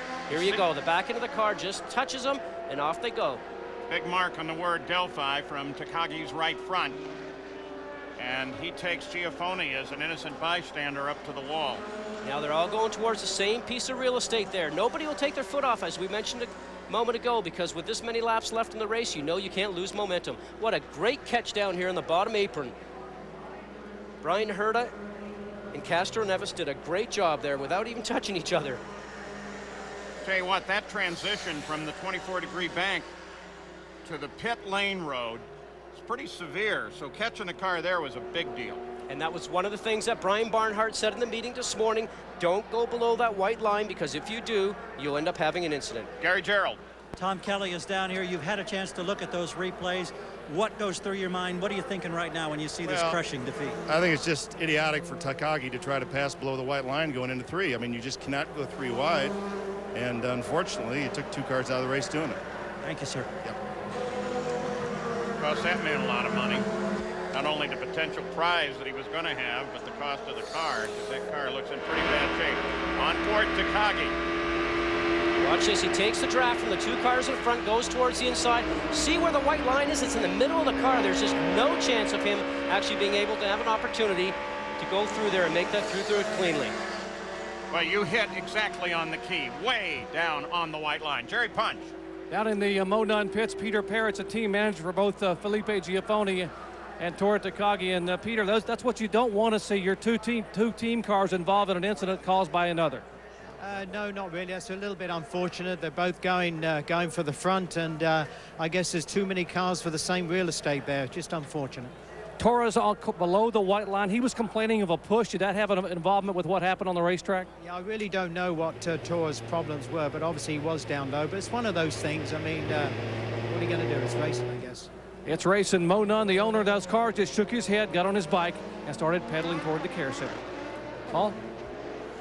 So the question, too, is whether or not there's any damage. Wouldn't appear to be on Tora Takagi's right front. Scott? Now, as you watch this here, we're going to move along here. Cars have already touched. You can see what ends up happening. He ends up taking them through. Now, we're going to go back and look at this. And as we start to enter into the turn, I want you to notice how far below the white line Tora Takagi's car is as we enter in. Now, right here, here's the white line. Look at his wheel. It's already below the white line. That's a 24-degree area that you talked about before, Paul. There's just no way the car will actually be able to take the 2 angles like that. And Takagi is able to crank the wheel back around to the right and save himself. Well, here comes Castro Neves and Brian Herta. They both get down on the flat part. And if they touched, it was a very light touch. On board with Scott Sharp. You'll see he's getting a bit of a draft. There's somebody on the right-hand side.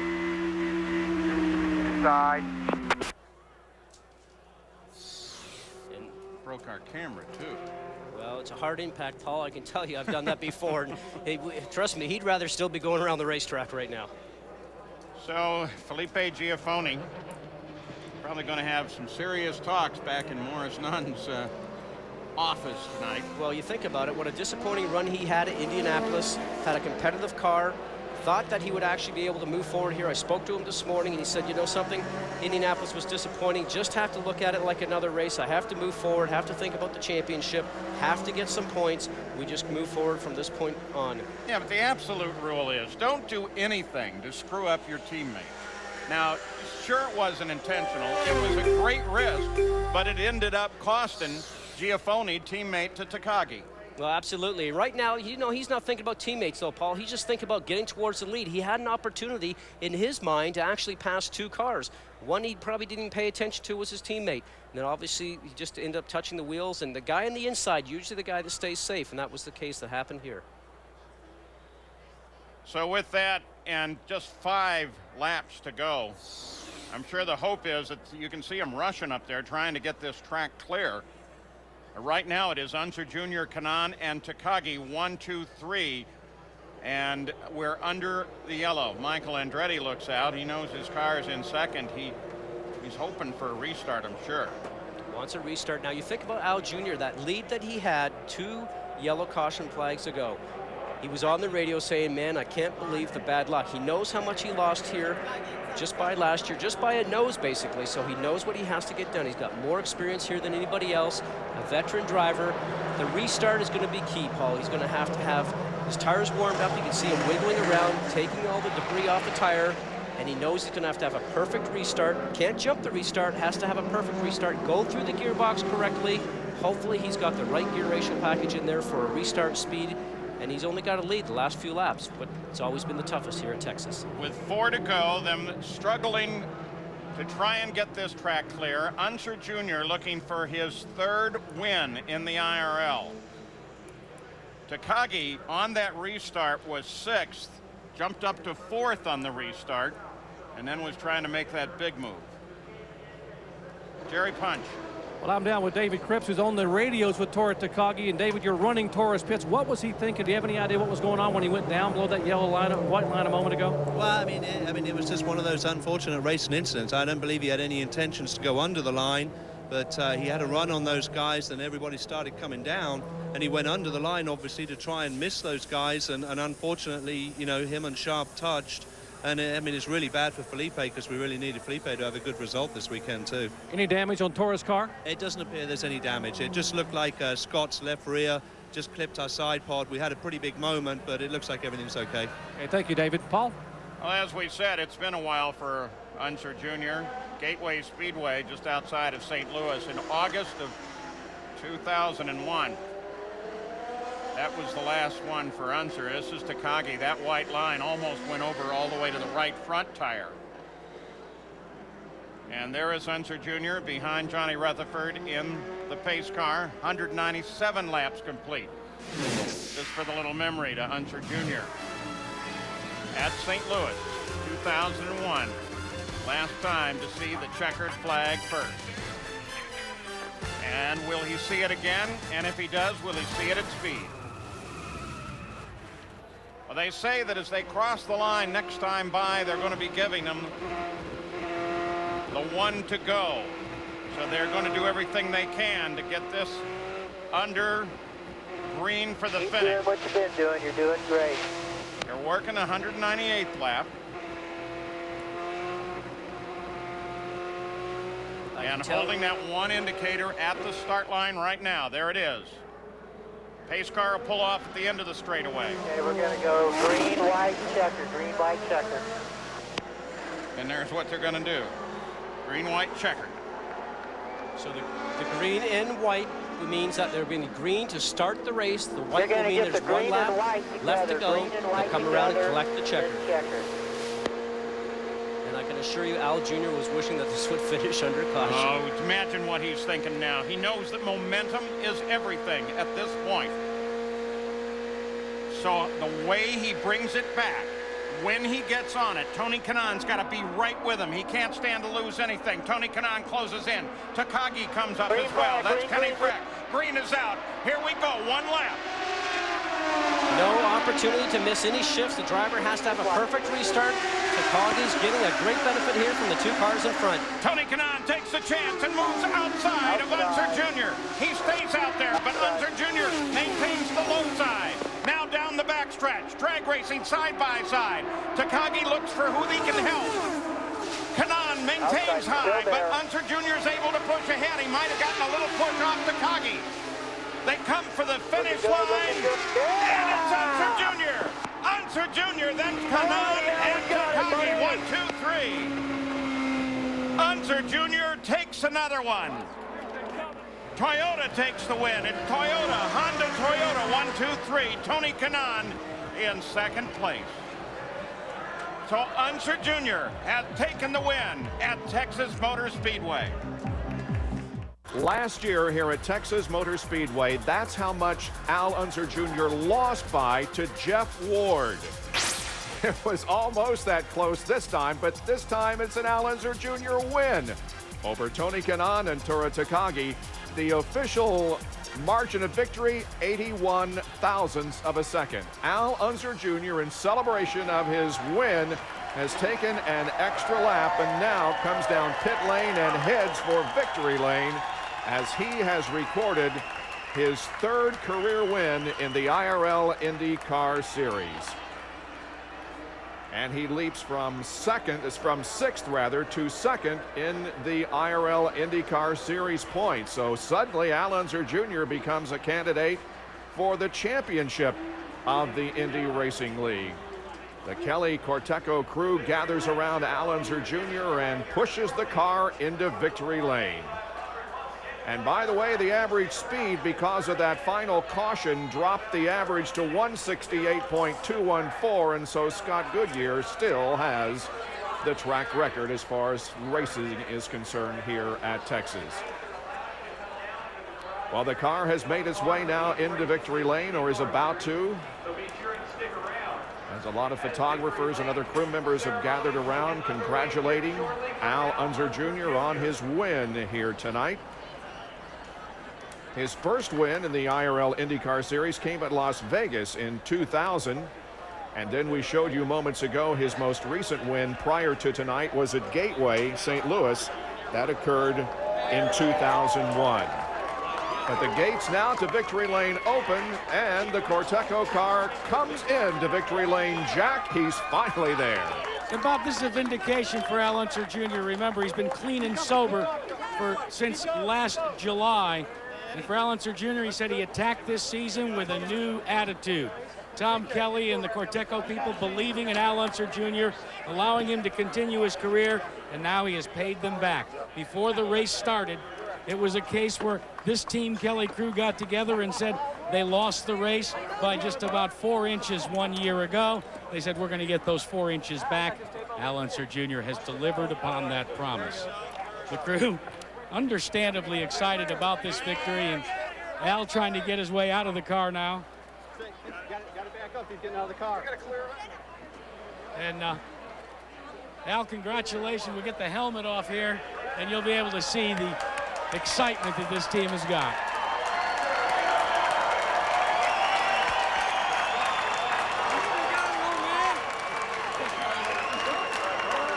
Wait a minute, they're calling you an old man. Don't they realize you just won this race? I tell you, this is great. I was real worried about it because we had a pretty good lead, and I know these finishes. You know, we've lost this thing by too close of a margin, and my guys just did a great job on that last pit stop. What can I say? I mean, they put 4 seconds out. Hey, Al, we're going to show you the finish. You want to take a look at this finish? Let's show you the last lap and talk us through it, okay? Well, we had the restart, and I tried to jump him, and, you know, Tony, he's sharp on those restarts, and he came around me on the outside of turn 2, and I was just trying to get as close to him as possible, try to get a run. My Toyota engine outperformed that Honda, and we came just barreling right through, and we pulled him there at the finish. We were all alone. It was great. Al, we talked about the fact that you came into this season with a renewed enthusiasm, clean and sober, and more excited than you've ever been. What does this victory mean because of all of that? It just means everything. I mean, what can I say? I mean, you work hard off the track as much as you do on, and the dividends paid, and that's what we're doing. I just want to say hi to all my kids, you know, little Al, Cody, Shannon, Joey, and Chad and Chase. I love you guys. And I also want to say hey to Gina, too. Stinky girl. Hey, Bob. Well, he only led 54 laps, not nearly as many as Thomas Scheckter did, but Al Unser Jr. leads the most important one, beating Kanaan, Takagi, Breck, and Herta. Those were the top 5. Here are the finishers in 12 through 22. We'll be right back in a moment. Well, your insides finally stop shaking. At Texas, we come to expect it because the drama, race after race after race, it just continues. Tony, on that last lap, did you think when you pulled alongside little Al that you realistically had a shot of winning this one yourself? Yeah, I thought so. And I think, you know, he was very clean to me, and I made a pass in the outside on turn 1. And Brian Barden said in the driver's meeting, the outside line won the last 4 races here, so I went for the outside. I need to tap in the hand now because it didn't work this time, but it's a good job for the whole 7-Eleven team. Great championship lead right now, and he was extending the points, and that's what we need. Tony, I want to turn over here. Michael Andretti is standing by as the owner of this team, and I know it's a whole different role. We've talked about that for you tonight. Now that you've savored your first race as an owner on the other side of the pit wall, what are your feelings and reflections on this amazing finish?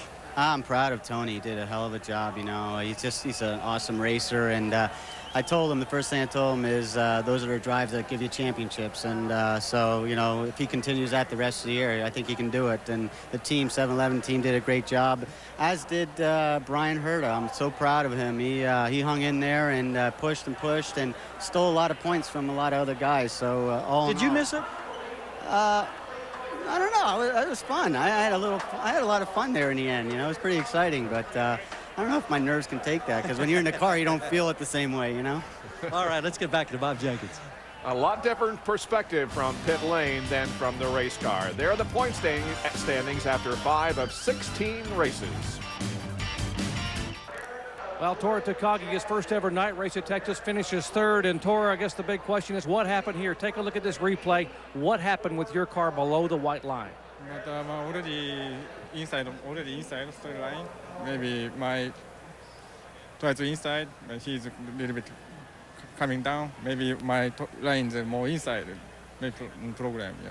So your thoughts were that Scott Sharp came down. Is that what you're saying? That we'll get Yoshi in your translator. Is he saying that he thought that Scott Sharp came down, but that's why it forced him below the white line? Yeah. He says he was already inside within the truck, and then Scott Sharp is coming down, so there is no way he stay in within the white line, so he has to go down after that. All right, Tora Takagi believing he was forced below the white line. Let's find out the other side. Jack Arutz with Scott Sharp. Yeah, Scott, they're saying that Tora Takagi was forced below the white line. Give us your replay of that on board as we take another look at it yet again. Yeah, I think it's pretty obvious. I mean, look at how tight Philippe is on me. It's the way we're running. I couldn't even believe that late in the corner. I mean, you're running 220 into there that someone's going to dive down like that, and there's just no way. You got to back out of it. And the apron pushes you right up, and exactly what happened. You know, pushed me up into my side pod, and I had obviously pushed into Philippe. Throughout the most of the time as we ride with you this time, and now you're dealing with Felipe Giafone. Yeah, we had a great battle. I mean, there was a lot of aggressive driving out there, but I felt everyone I was pretty much around for the most part was pretty clean. I mean, I can't go to the right anymore with Philippe right there, and I tried to even move the car a little bit to the right just in case there was a way the three of us could get through there, but you know, at 220 miles an hour, you can't be playing bumper cars. Bumper cars is not what you want here at Texas Motor Speedway. Tight finishes are. We'll continue with coverage. Kenny Breck finished fourth, now fourth in championship points. The big question, how close were you to that chaos that we've been watching here involving Takagi, Sharp, Giafone? I was right behind it, and you know, I had my hands full to try not to hit anything. Well, fortunately you didn't. You're in good position going to Colorado. Wish you well. Thanks very much. Yeah. All right, Kenny finishes fourth. We'll be back after these messages. By 81 thousandths of a second, Al Unser Jr. wins. Coming up next on ESPN Baseball tonight from Wrigley Field. Join us next Sunday, June 16th from Colorado Springs for the Honda Indy 225 live at 4 Eastern, 1 Pacific on ABC. This has been a presentation of ESPN, the worldwide leader in sports. For more information, log on to ESPN.com.